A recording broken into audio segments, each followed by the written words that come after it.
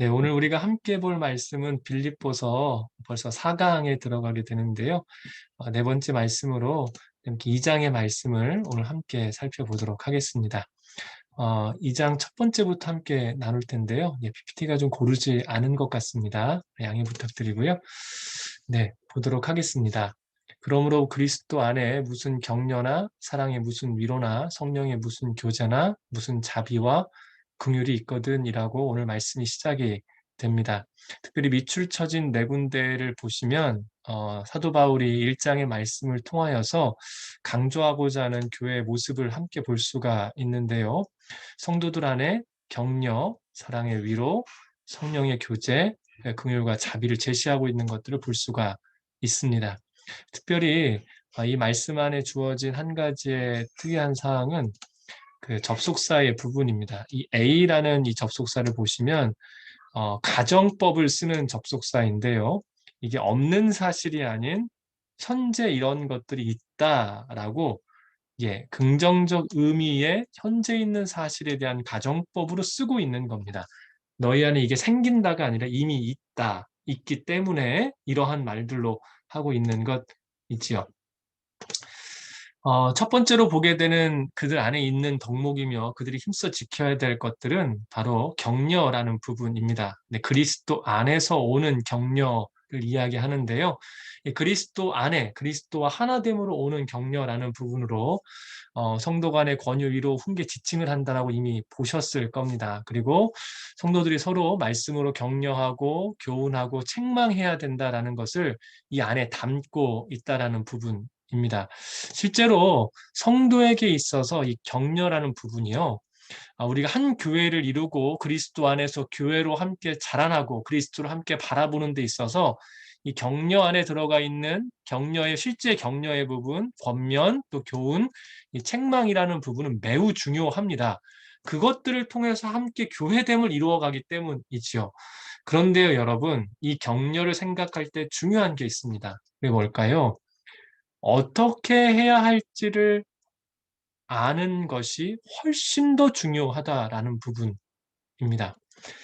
어떤 사람을 격려해야 되겠어요. 이 안에는 누군가에 대해서 이 말 자체인 격려, 그리고 누군가에 대해서 교훈도 할 수도 있고요. 위로도 할 수도 있고, 책망도 할 수도 있는 부분입니다. 어찌됐건 이 격려를 해야 되는데, 이 격려를 해야죠.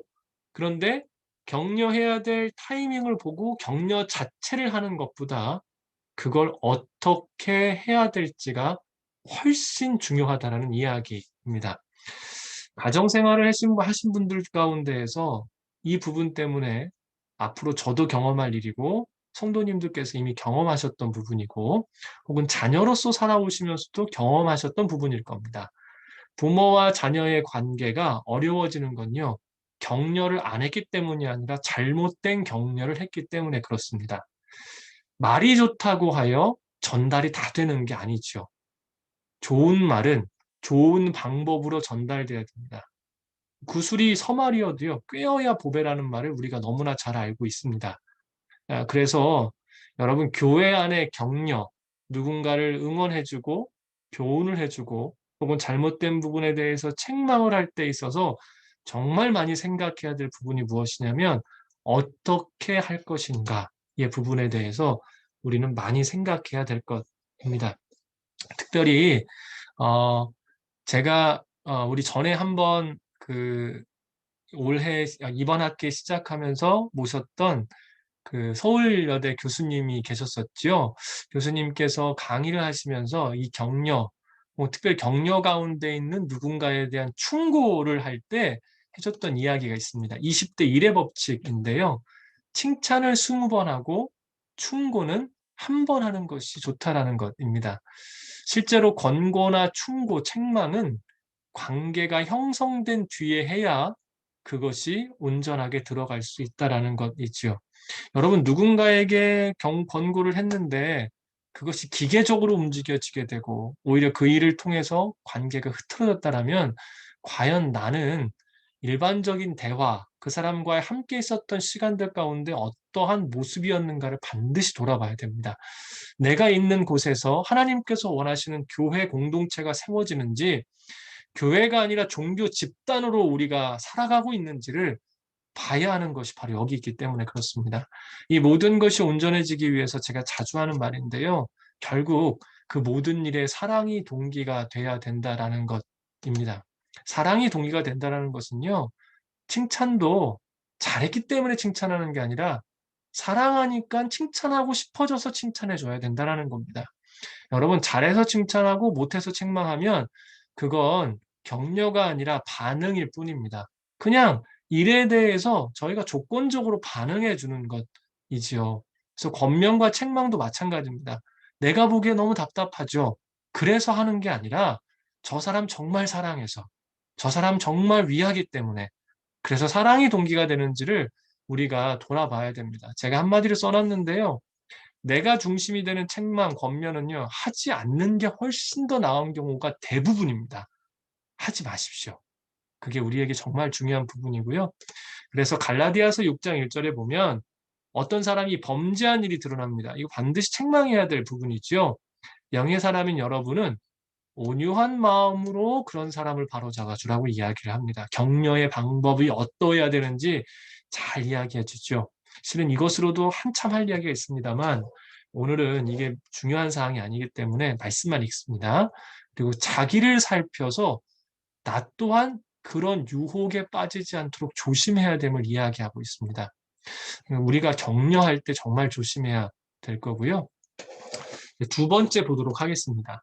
사랑에 무슨 위로를 우리 가운데 위로가 있거든이라고 하며 성도들이 그리스도 안에 사랑의 위로를 받고 있고 그 사랑의 위로 가운데 기초해야 됨을 이야기를 해주고 있습니다. 지난주 말씀드렸던 부분인데요. 여러분, 진정한 위로는 누가 할 수 있습니까? 예, 그 상황을 해결할 수 있는 사람만이 진정한 위로를 할 수가 있습니다. 그렇다면 사랑에 무슨 위로가 있다라는 말은 무슨 말일까요? 사도 바울은 이걸 전제하고 있는 겁니다. 주님의 사랑이 모든 문제를 해결할 수 있다. 그리스도의 사랑이 진정한 위로가 된다. 그 사랑의 능력이 너희 가운데 진정한 위로를 할 수 있는 힘이다라는 것을 단순히 말하고 끝나는 게 아니라 그 사랑이 우리의 모든 삶의 어려움들과 문제들 가운데 진정한 위로, 사랑의 무슨 위로가 될 수 있다라는 것을 그는 분명하게 이야기하고 있는 것이지요. 사랑하는 여러분, 진정한 문제 해결, 주님의 사랑으로 우리는 경험해야 되고 우리가 또한 그 사랑을 가지고 누군가를 위로해야 됨이 필요합니다. 자, 세 번째인데요. 성령의 무슨 교제. 빌립보 교회는요.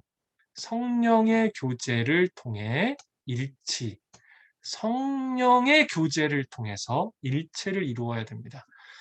교회가 교회로서의 온전한 하나됨을 이루기 위해서 정말 중요한 것은요.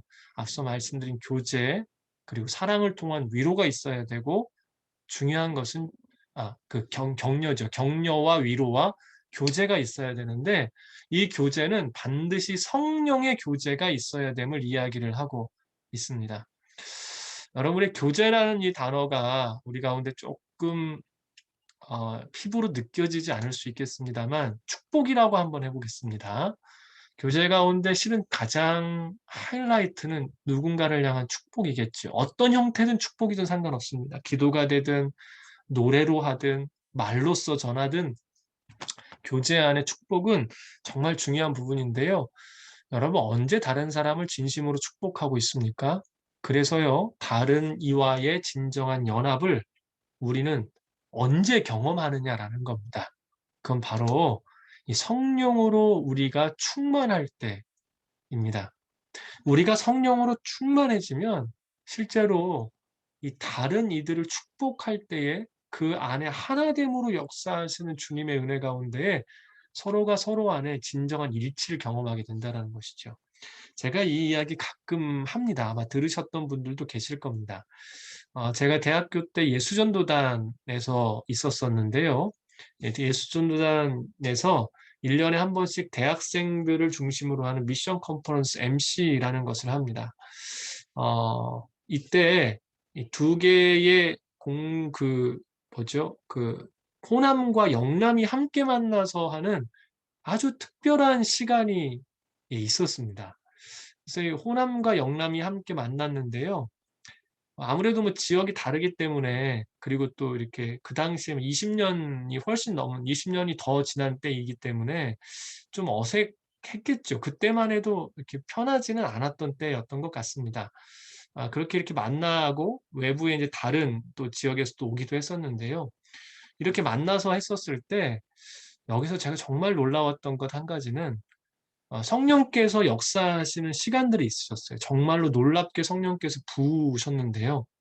그때 이 지체들이 정말 마음을 다해서 울면서 서로를 위해서 축복하는, 그러니까 전혀 한 번도 보지 못했던 이 사람들이 진심으로 마음을 다해서 축복하는 모습들을 제가 경험을 한 적이 있었습니다. 여러분, 우리가 교제는 성령 안에서 성령께서 우리 안으로 충만함으로 역사하실 때 하는 것이 맞습니다. 그래서 우리가 누군가와 함께 교제하기 위해서, 교제의 시간들을 가지시기 위해서는 성령의 충만함을 구하시고 나아가시는 게 중요하고요. 그래서 앞서서 말씀드렸죠. 교제, 코이노니아는 누구와 함께 참여하는 것이라고 말씀을 드렸습니다. 어떠한 일에 대해서 함께 참여하고 누군가를 후원해주고 실제로 이제 교제하는, 축복하고 서로와 함께 이야기 나누는 모든 것을 의미하는데요. 이것이 반드시 성령의 인도하심과 주도 아래 이루어져야 교회는 온전하게 세워져 갈 수 있다는 것을 꼭 기억해 주십시오. 자, 이제 자비와 긍휼이 있다. 교회 안에 있어야 된다. 그것으로 하나 된다라고 이야기를 하는데요. 특별히 긍휼이라는 단어 잘 아실 겁니다. 내부의 장기를 지칭한다라는 의미로 우리가 보통 이야기를 하는데요. 긍휼이라는 이 단어가 왜 이러한 의미를 가지고 있냐면, 히브리적 사고로에 따르면 그 마음이, 그들은 이 심장 쪽에, 우리는 보통은 마음 하면 이 심장 쪽을 가리키는데 히브리적 사고에서는 마음은 몸의 중심이 실제로 어디입니까? 배잖아요. 예, 장기가 있는 이 몸의 중심인 이 배 쪽에 그들이 생각하기에는 마음이 있다라고 생각을 했습니다. 그래서 긍휼, 누군가를 안타깝게 여기고 누군가에 대해서 애끓는 마음을 갖는 그 긍휼이라는 단어가, 그래서 이 내부 장기를 지칭해서 누군가에 대해서 긍휼히 여긴다라는 말은 이 장이 끊어지는 듯한 아픔으로 상대를 바라본다라는 의미를 가지고 있는 것이, 그래서 내부 장기를 지칭하면서 히브리적 사고 안에서는 그런 단어로 쓰이게 됐고요. 자비도 마찬가지로 태아를 품고 있는 자궁을 의미를 하면서 연약한 자를 향한 동정이나 그 공감을 뜻한다고 볼 수가 있습니다. 성경에서는 특별히 긍휼과 자비에 대해서 우리를 향한 하나님의 놀라운 사랑을 뜻할 때 많이 쓰였는데요. 여기 보면 동정하고 불쌍히 여긴다, 죄인을 용서하는 것, 원수나 이방인을 적대시하지 않고 관용을 베푸는 것, 약자에 대한 동정심, 그리고 그들에 대한 궁휼한, 도와주려는 마음, 부족한 것을 위로하는 친절, 측은히 여기는 마음, 이 모든 것이 긍휼이라고 볼 수가 있겠습니다. 여러분 기억해 주십시오.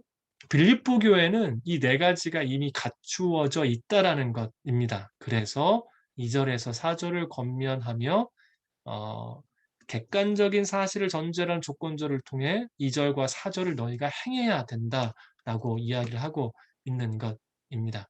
자, 한 가지만 짚고 넘어갈 텐데요. 그러므로라는 단어를 다시 한번 좀 보도록 하겠습니다. 말씀드린 것처럼 1절의 가정은 그러므로잖아요.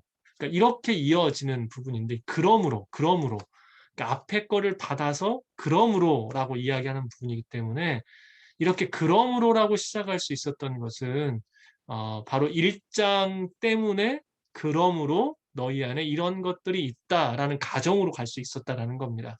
여러분, 그러면 1절에서 가장 강조했던 것은 뭐라고 볼 수가 있을까요?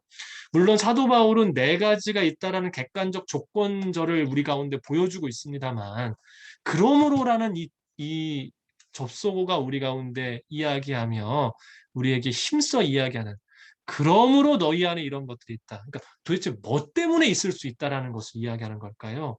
그들 안에 앞서 말씀드린 네 가지의 조건이 다 있을 수 있는 것은 그들이 그리스도 안에 있었기 때문이라는 것을 우리는 늘 기억해야 됩니다. 빌립보서에서 제일 중요한 단어를 딱 한 가지만 꼽으라면 그리스도 안에입니다. 빌립보 교회 안에 그러한 네 가지의 놀라운 조건들이 이미 있을 수 있었던 것은 1절에서 계속해서 강조했던 빌립보 교회가 그리스도 안에 있었기 때문입니다. 여러분, 오늘 우리가 교회로서의 온전한 모습을 갖기 위해 이 네 가지가 우리 안에 필요함을 봤어요. 근데 그 네 가지는 그리스도 안에, 그리스도 하나됨을 통해서 우리 가운데 주어지는 것을 꼭 기억해야 될 것입니다. 두 번째로 넘어갑니다. 2절인데요.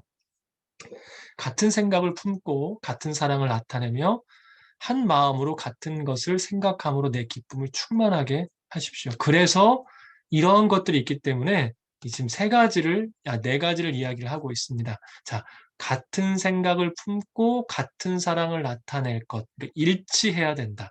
너희 안에 이미 이러한 것들을 그리스도 안에 받았기 때문에 교회는 하나, 일치여야 된다라는 것을 이야기하는데요. 특별히 단순한 생각, 이성과 감정, 우리 안에 단순한 생각을 넘어서서 이성과 감정을 포함한 전인격적 일치를 이야기를 하고 있고요. 이 같은 사랑이라는 것은 그리스도의 사랑으로 너희가 하나 될 것을 이야기를 합니다. 여러분, 이러한 모습은 무엇을 통해 가능합니까? 그리스도 안에 있기 때문에 가능하다는 것을 늘 기억하셔야 됩니다. 자, 바울은요, 로마서 5장 8절을 통해서 그리스도의 사랑이 확정되었고 율법이 완성되고 그 어떤 것도 우리 가운데 끊을 수 없음을, 그래서 그 같은 사랑이 우리 가운데 있음을 이야기를 하고 있고요. 그 사랑을 바탕으로 한 마음으로 같은 것을 생각함으로 그리스도와 연합한 교회를 세워갈 것을 계속해서 권면하고 있습니다. 교회는 그리스도의 사랑을 중심으로 뜻을 합하고 하나 되어야 됨을 계속해서 권면하는 것이지요. 결국 내용을 보게 되면 사도 바울이 강조했던 것은 이 사랑에 대한 이야기가 계속해서 나오고 있습니다. 그 사랑이 우리를 확증하기 때문에 같은 생각과 같은 사랑으로 교회는 일치를 이루어가야 된다. 그럼 우리는 물어봐야 되겠죠. 여러분, 사랑이 정말 전부일까요? 어떻습니까? 이에 대한 확실한 답이 필요합니다. 여러분 어떻습니까? 확실하게 이것에 대해서 답하실 수 있습니까? 사랑이 전부다. 그럼 이렇게 한번 물어보면 답이 나옵니다. 여러분, 우리는 무엇으로 인해 살았고 어떻게 하나님 나라에 갈 수 있게 되었습니까? 무엇 때문에 우리가 새 생명을 얻었고 주님을 바라보게 됩니까? 사랑입니다. 그리스도의 사랑 외에는 설명할 길이 없어요. 그렇기 때문에 오늘 우리가 사랑으로 같은 사랑 안에 거하여서 같은 생각을 품고 교회가 사랑으로 하나 되는 것은 굉장히 중요한 일이라고 이야기를 할 수가 있죠. 그래서 여러분, 사랑이 전부여야 됩니다. 앞서서도 말씀드렸습니다만 사랑이 동기가 되지 않는 어떤 것은 하지 않는 게 낫습니다. 감자탕 교회라고 아실 겁니다. 교회가 4층에 교회를 얻어서 그 4층 공간에서 교회를 했는데 1층에 있는 감자탕집 간판이 그 교회를 가린 거예요. 교회 간판을요. 그래서 보니까 감자탕하고 교회밖에 안 보여서 감자탕 교회가 된 교회인데요. 이 교회 목사님께서 책을 내셨고 이 책이 우리에게 많은 감동과 은혜를 끼쳤었죠. 이 교회 한 가지 일화를 좀 설명하고자 합니다.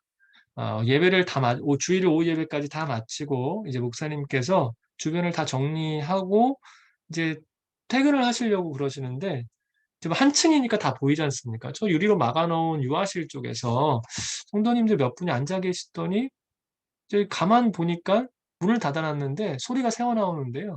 큰 소리가 새어나오는 겁니다.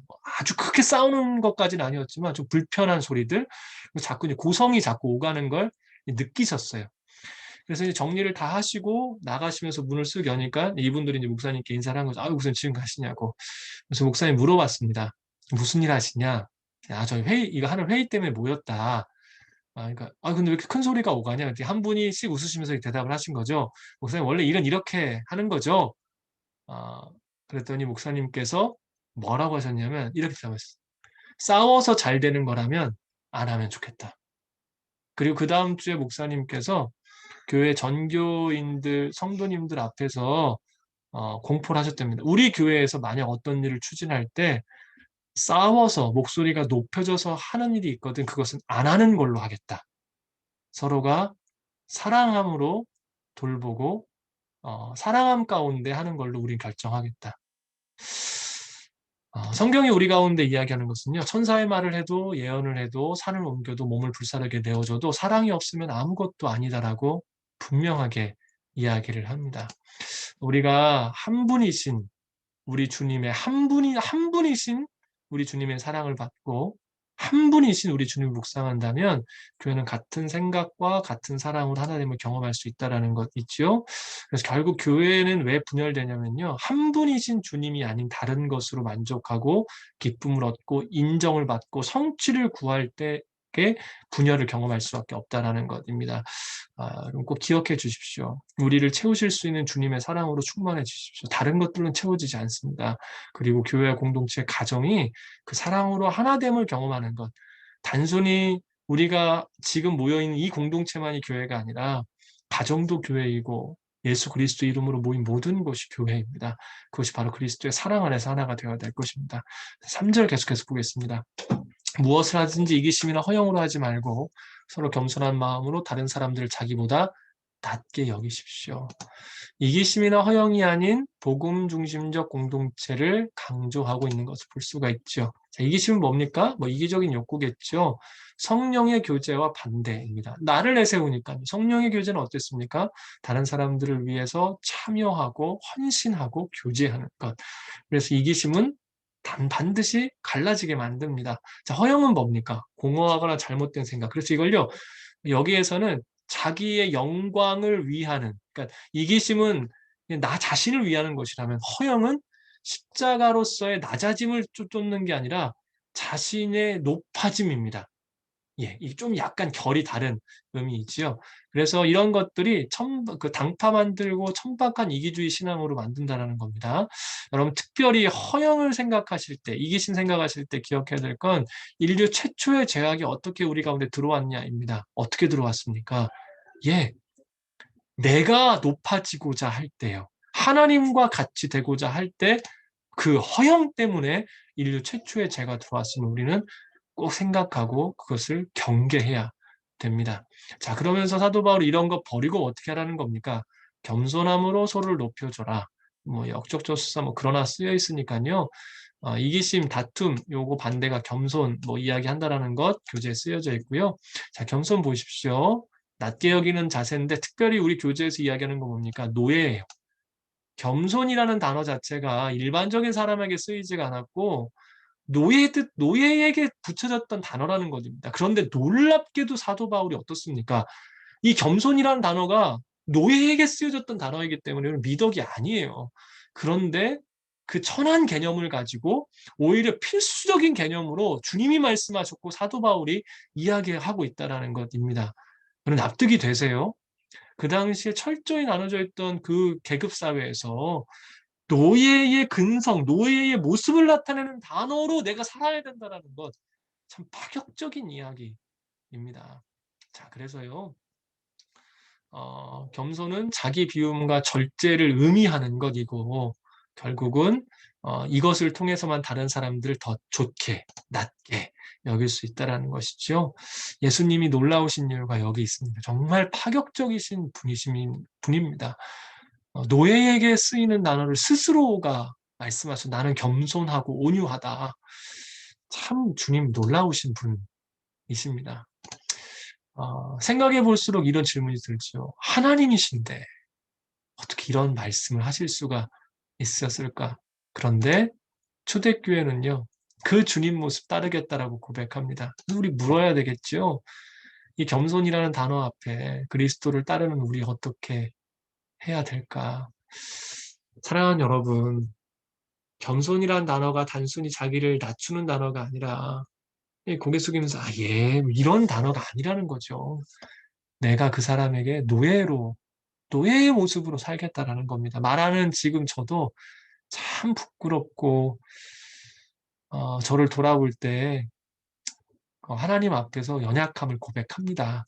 그런데 이것이 그리스도께서 보여주신 모습이고 초대교회도 그러하였고 주님을 따르는 자들은 실제로 이러했습니다. 그리스도를 따른다라고 고백한다면 우리의 모습 어떻게 해야 될지 함께 고민하고 기도하십시다. 자, 이제 4절인데요. 자신의 일이 뿐만 아니라 다른 사람 일도 돌아보라 라고 이야기를 하고 있죠. 돌아보라, 스코페오라는 이 단어는 주의 깊게요, 여러분. 다른 사람의 일을 자신의 일은 주의 깊게 보니까 다른 사람의 일도 아주 주의 깊게 관찰하면서 봐야 된다라고 우리 가운데 이야기하고 있는 것입니다. 자, 그래서 세심하게 들여보아서요. 세심하게 들여다보면 뭐가 보일까요? 잘못이 보이는 것뿐만 아니라 왜 잘못하게 됐는지가 보여요. 그런데 그것을 그냥 바로만 바라보면 잘못만 드러나게 되어 있습니다.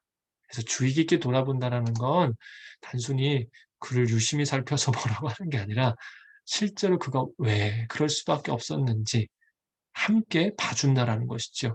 그래서 교회는 그의 연약함도 바라봄으로 인해 돌봐주고 기쁨 가운데 더 함께하는 함께 울고 함께 웃는 공동체여야 됨을 사도 바울은 로마서뿐만이 아니라 지금 이 빌립보서의 이 말씀을 통해서도 우리 가운데 여전히 이야기하고 있습니다. 사랑하는 여러분, 이제 다시 한번 이야기합니다. 교회는 무엇으로 인해 세워졌습니까? 그리스도의 죽으심과 부활로 인해 세워졌습니다. 그래서 교회에서 가장 중요한 건 뭘까요? 계속 언급되지요? 답이 나오셨지요? 사랑입니다. 사랑이 전부입니다.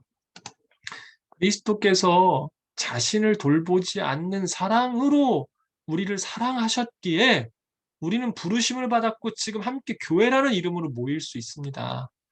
그러한 부르심을 받은 우리가 다른 이들을 돌아보지 않는다라면 그것이 참 우리 안에 정말 큰 이질적인 온전치 않은 모습이겠죠. 여러분, 다른 일을 유심히 살펴보고 함께 웃고 함께 울어야 됩니다. 다만 여기서 부탁드릴 게 있습니다. 이것이 우리 가운데 부담이 되어서요. 내 영역을 너무나 넘어서는 일들까지는 가지 않으시길 부탁드립니다. 그래서 어떻게 정하는가? 기도로 정해주십시오. 도전을 받으면 도전의 말에 도전을 받고 그것을 행하는 사람이 있고 도전을 받으면 기도함으로 주님과 함께 동행하는 사람이 있습니다. 여러분 전자이십니까? 후자이십니까? 전자는 대부분 잘한다고 칭찬 들을 수 있습니다만 후에 공허해집니다. 주님과 함께 걸어가며 해주십시오. 그래야 우리가 온전해질 수가 있습니다. 자, 계속해서 특별히 여기 좀 볼 텐데요.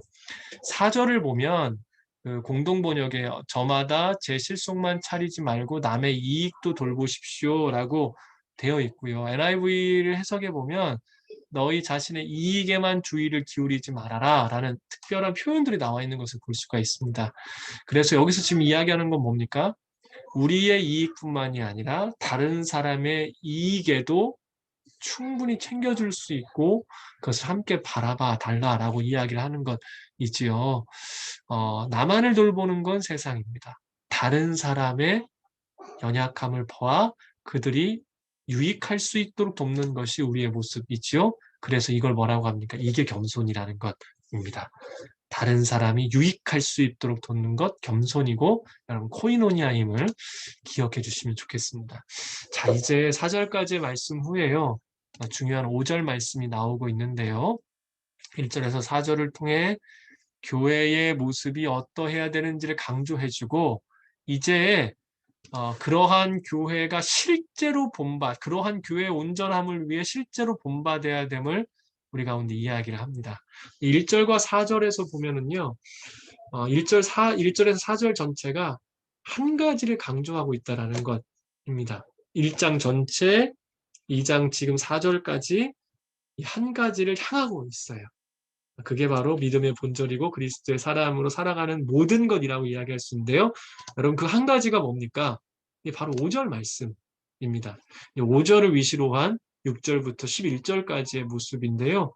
모든 빌립보서의 내용이 여기를 향하고 있다는 것을 여러분 기억해 주십시오. 5절 정말 중요합니다. 여러분 안에 이 마음을 품으십시오. 이것은 그리스도 예수 안에 있던 마음이기도 합니다. 교회 연합과 일치를 가장 중요한 원리, 예수 그리스도의 마음을 본받으라. 개역 개정에서는 너희 안에 이 마음을 품으라 곧 그리스도 예수의 마음이니 라고 이야기를 합니다. 자, 우선 마음에 대한 이야기 잠깐 하겠습니다. 너희 안에 이 마음을 품으라라고 이야기를 하고 있죠. 마음은 그 무엇보다 중요하지요. 모든 지킬 만한 것 중에서 너희 마음을 지키라. 생명의 근원이 이에서 남이니라. 잘 아시는 말씀입니다. 어떤 것보다 마음이 중요하기 때문에 예수 그리스도의 마음을 품으라 라고 이야기를 하고 있고요. 예수님의 마음은 어떤 마음입니까? 자기를 죽기까지 순종하셔서 죄인을 살리셨어요. 그래서 자기를 낮추어 다른 이들을 살리셨던 겸손과 사랑의 마음을 뜻한다라고 충분히 알 수 있습니다. 이미 마태복음 11장 29절 온유와 겸손에 대해서 말씀하셨고 우리 에베소서에서도 그에 따른 합당한 삶을 이야기를 하고 있습니다.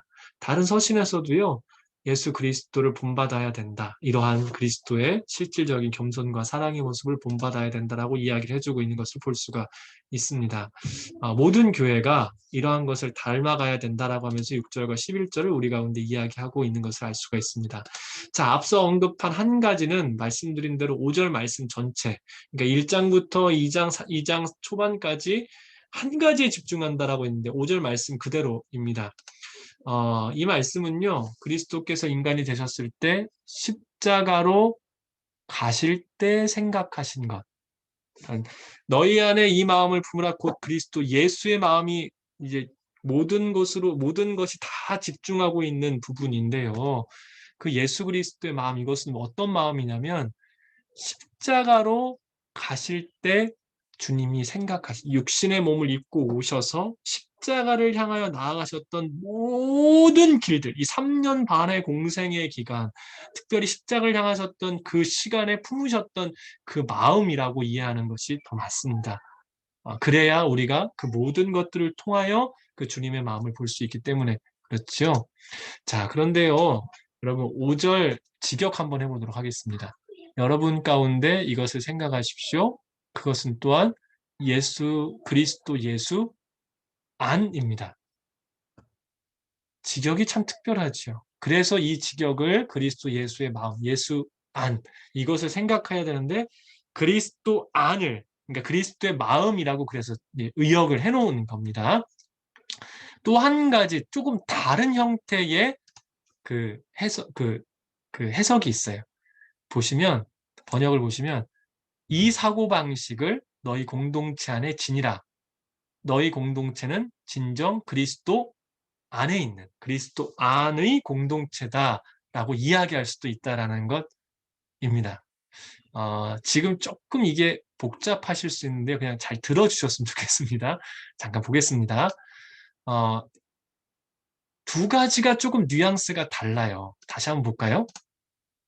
보시면 여러분 가운데 이것을 생각하라고 이야기를 하고요. 그것은 예수 그리스도 안이라고 얘기를 하고 있고 여기에 표현을 보면 이 사고방식을 너희 공동체 안에 지녀라 라고 지녀라라는 표현을 쓰고 있어요.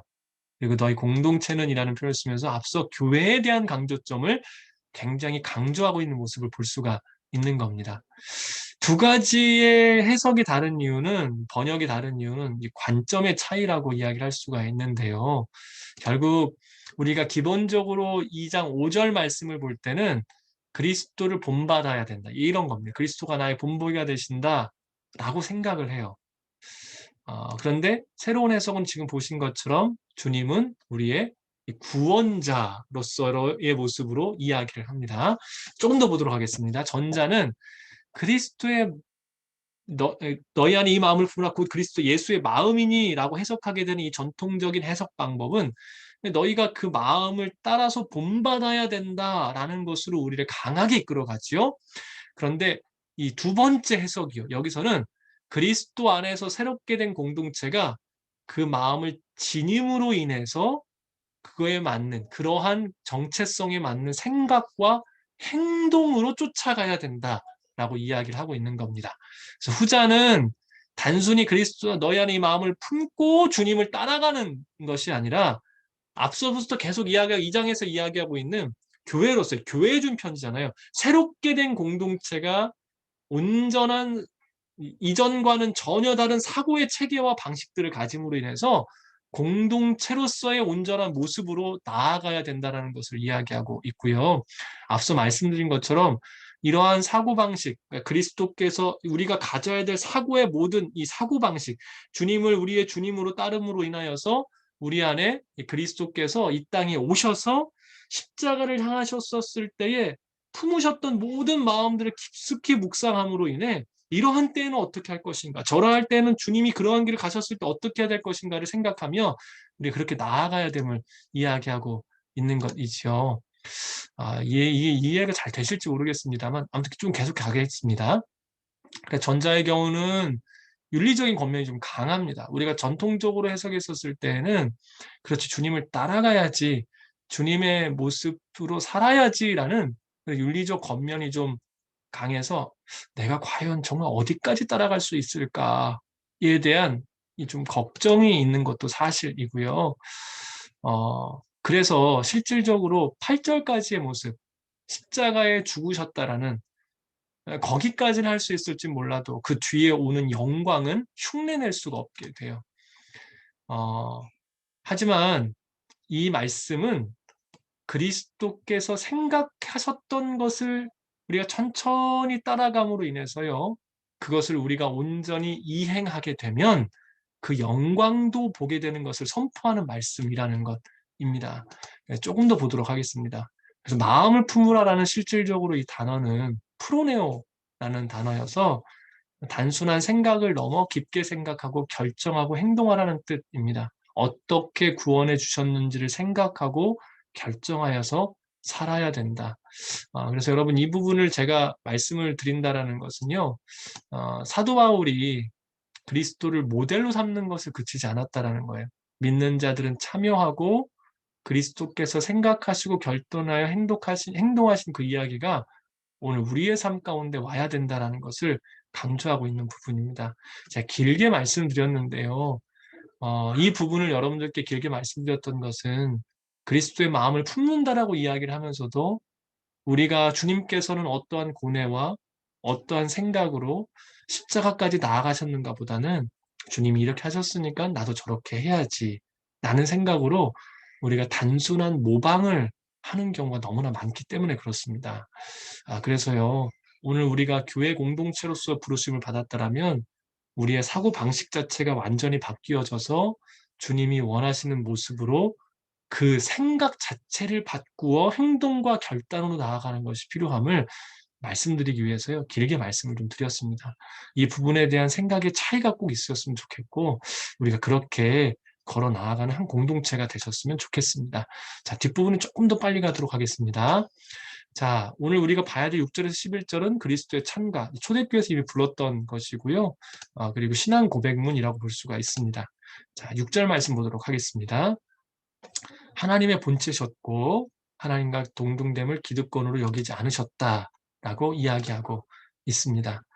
예수님께서요, 구속의 역사를 이루시기 위해서 그분께서 품으셨던 그 마음은 뭐냐면 포기였었어요. 그리고 권리를 내려놓으셨던 것입니다. 이걸 다른 말로 뭐라고 이야기합니까? 자기 비하, 자기를 완전히 낮추는 것. 우리 교재에 보면 하나님의 본체시라고 이야기를 하고 있죠. 하나님은 어떤 분이십니까? 영원하신 분. 시간을 초월하셨던 영원부터 영원까지 계시는 선제성을 가지고 계신 분임을 이야기를 하고 있고 그분이 바로 하나님과 본체이심을 이야기하며 삼위일체의 신성을 내포하는 것을 우리 가운데 사도 바울은 증거해주고 있습니다. 그런데 그 모든 것들을 다 내려놓으셨다. 여러분, 왜 내려놓으셨을까요? 만약에 주님께서 본체로 오셨다라면 그것을 보는 존재가 그냥 죽게 됩니다. 완전한 거룩한 영광 앞에 어떤 것도 설 수가 없기 때문에 내려놓으셔야 이 땅에 오실 수가 있었습니다. 그래서 스스로 내려놓으시고 오셨다라는 것입니다. 자, 하나님과 동등됨을 기득권으로 여기지 않으셨다. 기득권, 이 뜻을 보면 저희 교재에서는 나오지 않는 뜻인데요. 탈취해서 얻은 것, 전쟁의 전리품을 얻는 것이라는 의미를 가지고 있습니다. 그래서 이걸 조금 더 의역해서 풀어보면 소유한 것을 통해 유익을 취하는 상황. 그래서 기득권으로 여기지 않으셨다라는 것은 하나님과의 동등됨이 본체의 능력을 통해서는 나의 개인적인 유익을 예수님께서는 취하지 않으셨다라는 것입니다. 제가 일전에도 한번 말씀드렸던 부분인데요. 복음서를 보면 예수님께서 단 한 번도 자신을 위해 그 능력을 쓰신 일이 기록되어 있지 않습니다. 특별히 광야의 첫 번째 시험 기억하시죠? 40일을 금식하신 후에 마귀가 나타나서 예수님을 시험합니다. 이 돌들을 떡으로 만들어 먹어라. 여러분 그게 죄입니까? 아니요. 그런데 주님은 어떤 분이십니까? 하나님과 동등됨을 기득권으로 이미 소유한 것을 통해 유익을 취하는 상황을 주께서 하지 않으셨다라는 것입니다. 왜요? 죄는 아니지만 주님의 목적이 있었기 때문입니다. 그래서요, 사도 바울이 우리 가운데 이야기하는 것은 무엇인가? 이러한 모습이 교회 공동체에 있어야 된다는 것입니다. 오늘 우리가 주님을 닮은 사람으로서 반드시 그러한 모습이 있어야 된다는 것이죠. 자, 문맥적으로 보면 신적인 영광 상태를 취하지 않으셨다는 것이고 스스로 하나님임을 주장하실 필요 없으셨다는 것을 이야기를 합니다. 자, 그래서 기억해 주십시오. 영광의 모습은 버리셨지만 속성은 그대로 있습니다. 그래서 그분은 참 인간이시고 참 하나님이시라는 것. 왕이지만 평민이었고 왕이지만 왕의 옷, 궁궐, 왕관 편히 다 버리고 평민으로서 사시는 모습이 바로 이 땅에 오셨던 기득권을 취할 것을 여기지 아니하셨다라고 이야기를 한다라는 것입니다. 밑에 부분까지 확인해 주시고요. 자, 이제 7절 말씀 보도록 하겠습니다. 오히려 자신을 비워 종의 형체를 가져 사람의 모양이 되셨습니다. 자, 종은요, 이사에 나오는 섬기는 종의 이야기입니다. 참 놀라운 고백이고요. 자, 여러분께 한번 여쭤볼게요. 이게 읽으면 쉬워요. 하지만 사랑하는 여러분, 자기 비움 어떻습니까? 어렵습니까? 그러니까 자기 비움은 참 쉽지 않습니다. 그 자기 비움 어떻게 우리가 이루어갈 수 있을까요? 예수님께서 말씀하신 나를 부인하는 정도에 따라서 나를 비워내는 정도가 달라진다라는 것입니다. 제가 이 자기 비움에 대한 이야기를 할 때 이런 이야기를 좀 하는데요. 여러분 애완동물 혹시 키우십니까? 많은 분들이 키우실 겁니다. 제가 신방 가서 강아지와도 함께 예배드린 적이 있었습니다. 품에 품고 가운데 강아지도 같이 듣게끔 설교를 한 적이 있었었는데요. 요즘에는 뭐 고양이가 됐든 강아지가 더 많은 걸로 알고 있는데요. 이 강아지를 가족처럼 여기시고 정말로 사랑한다. 우리 몇째야라고까지 이야기하시는 분들도 계시더라고요. 그래서 제가 그런 분들에게 짓궂게 여쭤본 적이 있습니다. 강아지를 너무 사랑하신다고 이렇게 여쭤봤어요. 강아지 사랑하셔서 강아지가 되고 싶으십니까? 라고 이렇게 여쭤봤어요. 여러분 어떠세요? 한 가지 질문 더 드려볼까요? 강아지가 큰 잘못을 저질렀습니다. 그래서 강아지가 되어서 혹시 대신 죽으실 수 있는 분 계십니까? 나는 강아지를 데리고 산책을 나갔는데 이 강아지가 다른 사람을 갑자기 너무 심하게 물었어요. 그래서 판결이 안락사가 나왔어요. 여러분 강아지가 되셔서 대신 죽으실 수 있으시겠습니까? 저는 지금까지 아직 이 질문을 여쭤봤었을 때 대부분 웃고 넘기셨지 나는 강아지가 돼서 살겠다. 혹은 강아지 대신 강아지가 돼서 죽겠다. 라고 아직 한 분도 없으셨어요. 왜 그럴까요? 강아지는 그냥 강아지로서 좋아하는 거예요. 사랑하지만 가족이라고 표현하지만 내가 강아지가 되거나 내가 강아지가 되어서 강아지를 위해 죽지 않아요. 하지만 우리 주님은 어떻습니까? 자기를 비우셨기 때문에, 자기를 부인하셨기 때문에 자기를 비우셔서 하나님이 사람이 되셔서 이 땅에 오셨어요. 결국 자기 부인과 자기 비움은 사랑의 정도에 따라서 달라지는 것을 우리는 볼 수가 있다는 것입니다. 한번 여쭤볼까요? 사람이 강아지가 되는 게 더 비참한 모습일까요? 하나님이 인간이 되는 게 더 비참할까요? 사람은 같은 차원에 살잖아요. 하나님이 인간이 되신 건 차원 자체가 틀린 일을 하시는 겁니다. 비교할 수도 없는 일입니다. 무한한 존재가 유한의 옷을 입으셨고 스스로 역설 가운데 드러나셨고요. 일어날 수 없는 일을 하셨어요.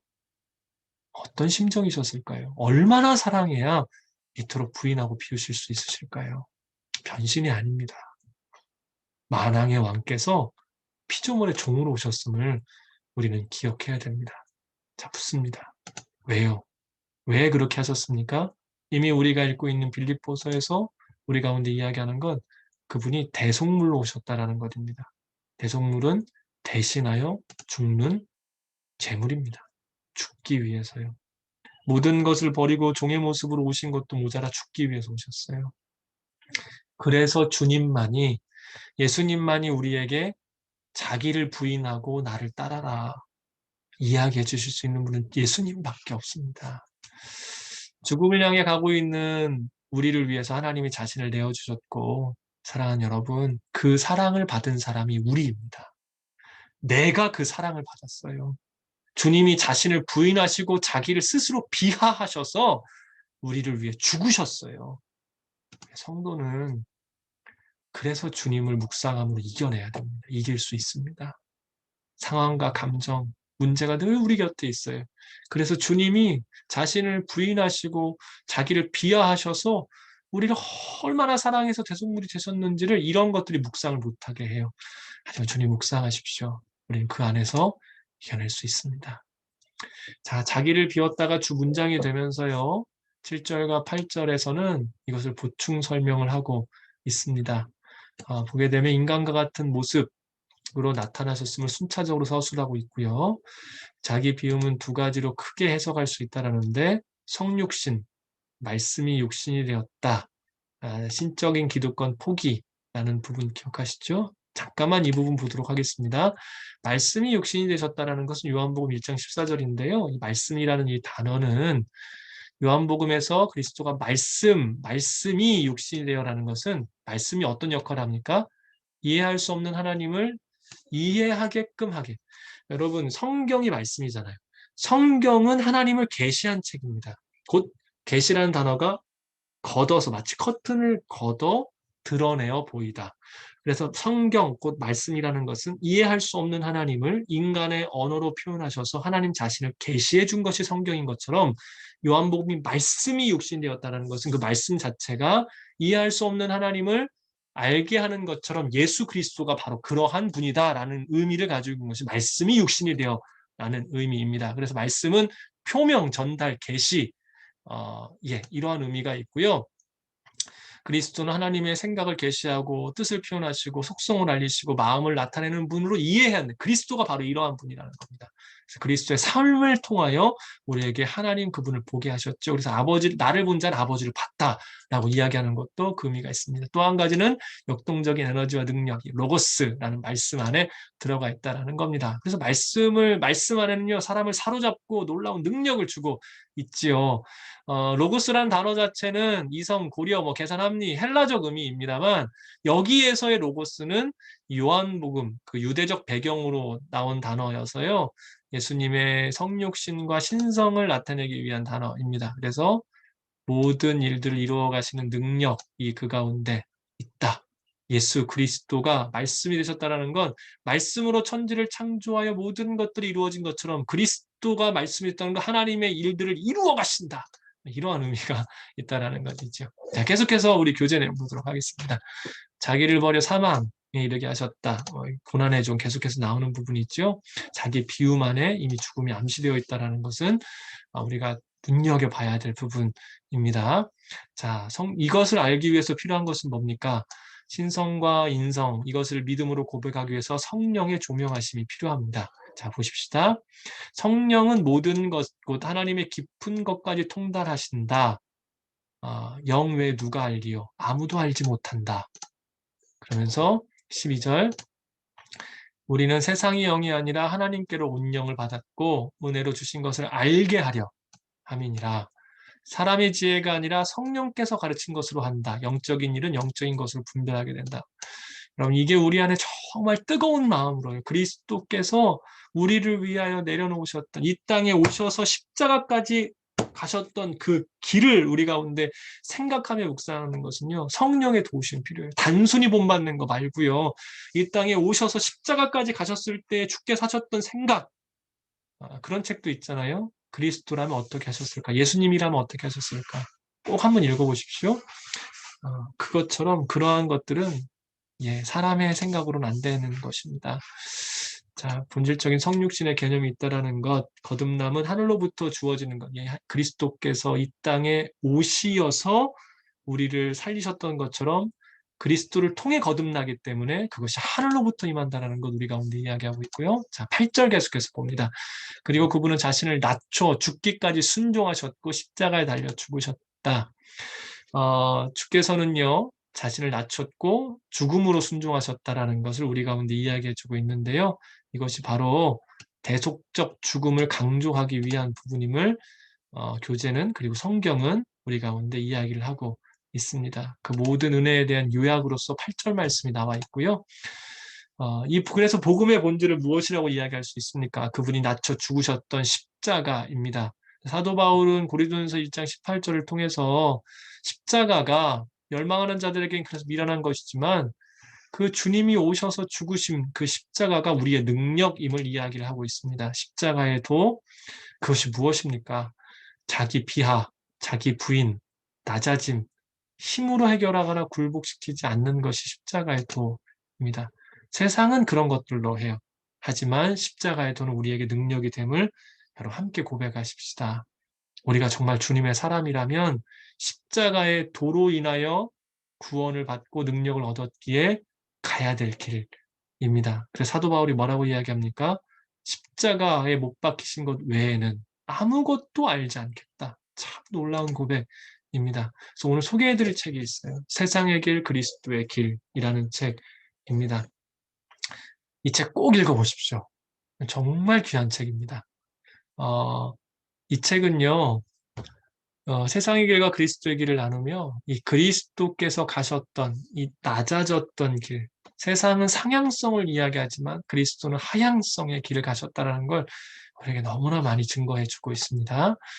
꼭 읽어보시길 부탁을 드리고요. 시간이 예상보다 조금 더 지나서 그냥 계속해서 나가도록 하겠습니다. 부록은 여러분들께서 읽으셔도 될 것 같아 제가 설명 따로 안 드립니다. 자, 9절 말씀 봅니다. 그러므로 하나님께서는 그를 지극히 높여 모든 이름 위에 뛰어난 이름을 주셨습니다. 이제 낮으셨던 주님을 하나님께서 신적 영광과 존귀를 받게 해주셨고 모든 이름 위에 뛰어난 이름을 주셨다라고 성경 기록하고 있죠. 예, 정말 놀라운 말씀입니다. 이것이 바로 우리의 영광이고 우리의 소망이죠. 자, 그러므로 당연히 원인과 결과를 추론해 결과 접속사, 여러분 이 부분 좀 잘 보십시오. 결과 접속사라는 부분 제가 이따 조금 더 말씀을 좀 드릴게요. 왜냐하면 오늘 이 부분은요, 여러분 결과지 목적이 아니라는 겁니다. 주님은 높아지심이 목적이 아니셨다라는 거예요. 구절을 위해서 하신 게 아니라 사랑하셨기에 하셨고 대속물이 되시는 것을 위하여 죽으셨어요. 그랬더니 주께서 하나님께서 살리셨던 것입니다. 하나님께서 그를 지극히 높이셨다. 이렇게 나오고 있는데요. 이 부분을 통해서 우리가 생각해야 될 건 예배의 대상이 되셨음을 선포하고 있다는 걸 기억해 주십시오. 그럼 우리가 이 지극히 높이셨다는 이 부분 꼭 기억해 주십시오. 결과입니다. 이게 목적이 아니었어요. 해야 될 일을 하면 하나님께서 허락하시는 결과. 예, 지극히 높이셨고 모든 이름 위에 뛰어난 모든 만물을 다스리는 권위의 이름으로 하셨다라는 겁니다. 자, 그래서 어떠한 은혜가 있는가 10절, 11절 나온다라고 말씀드렸고요. 잠깐 보도록 하겠습니다. 내용을요.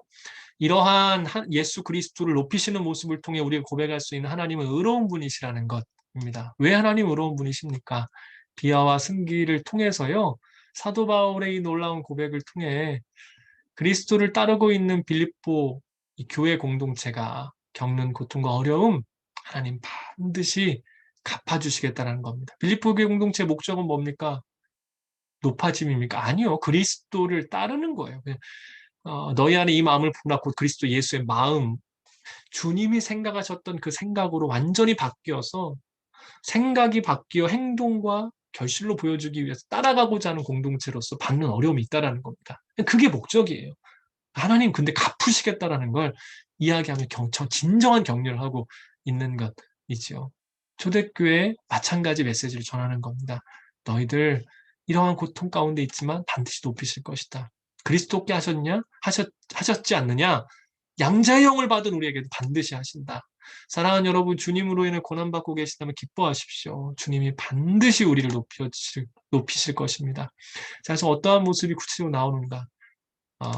땅 아래 땅 아래 모든 사람들, 뭐 하늘과 땅 아래 모든 사람들, 이런 이들이 주님 앞에 무릎을 꿇었다. 종말론적 모습, 요한계시록 이런 모습이 나오죠. 모든 무릎이 주님 앞에 꿇는 모습. 사도 바울은 그 놀라운 모습을 이미 바라보고 고백하며 쓰고 있다라는 것입니다. 전상의 천군 천사, 모든 피조물, 사탄까지도 온 우주 만물이 주님 앞에 무릎을 꿇는다. 주님이 바로 심판자이시다, 주권자이시다라는 것을 나타냅니다. 자, 여러분, 우리가 그리스도를 믿음은요, 놀라운 사랑 때문입니다. 그런데 끝까지 믿을 수 있는 것은 주님이 왕이시기 때문입니다. 그분 앞에 모든 무릎을 꿇게 하셨기 때문에 우리가 믿을 수 있음을 고백하십시다. 믿음의 대상이라는 것은 그래서 뭡니까? 믿을 수 있어야 합니다. 자, 연민의 대상이 믿음의 대상이 될 수 없고 두려움만 주는 대상은 믿음의 대상이 될 수가 없습니다. 성경은 하나님은 사랑이시고 그리스도가 왕이심을 증거하고 있지요. 끝까지 함께 바라보십시다. 주께서 그 영광의 은혜를 허락하실 것입니다. 자, 11절 모든 입으로 예수 그리스도를 주라 시인하게 하셔서 하나님 아버지께 영광을 돌리게 하려는 것입니다. 예수 그리스도께서 퀴리오스, 앞서서 이미 한 번 언급했던 부분이지요. 예, 퀴리오스가 되셨다고 증거를 하고 있습니다.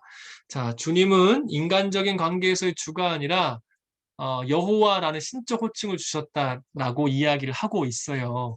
그래서 이미 앞서 말한 것처럼 또 나오겠습니다만 이 주라는 호칭은 로마의 황제에게 쓰는 호칭인데 이것을 사도 바울이 지금 누구에게 쓰고 있습니까? 예수 그리스도. 그분이 진정한 퀴리오스이시다라고 이야기를 하고 있는 것입니다. 또한 그 주라는 호칭은 히브리적 사고를 통해 구약에서는 여호와 이 하나님이라는 단어, 여호와라는 단어를 못 붙였기 때문에 아도나이, 주라고 붙였는데 이것을 이제 이 아도나이라는 이 단어를 헬라어, 이 신약에서는 퀴리오스라는 단어를 통해 여호와와 이 아도나이와 이 퀴리오스가 같은 의미거든요. 그래서 예수 그리스도 주 퀴리오스께서 곧 아도나이, 곧 여호와이시다라는 것을 이야기하고 있는 중입니다. 자, 시인하다라는 것을 제가 좀 말씀드리고 싶어 적어왔는데요. 동의하다, 공개적으로 고백하다, 찬양하다. 그래서 마음으로 고백하고 매일 삶 속에 증가하는 신앙의 노력 교육이 나타나 있는데 잘 봐주십시오. 공개적으로 고백하고 찬양하는 것이 시인하는 것임을 원어에서 이야기를 하고 있습니다. 자, 이 부분은 말씀을 드렸고요.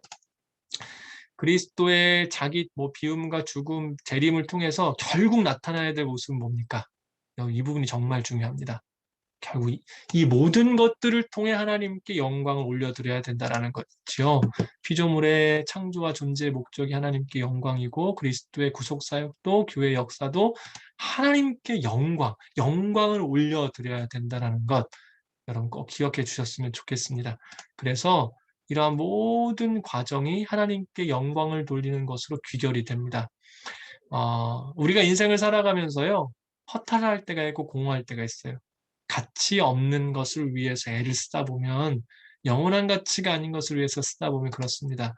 그래서 우리가 고백하지요. 온 우주의 최고의 가치는 하나님의 영광입니다. 하나님이시고 그의 영광을 위해 사는 것이 최고의 가치입니다.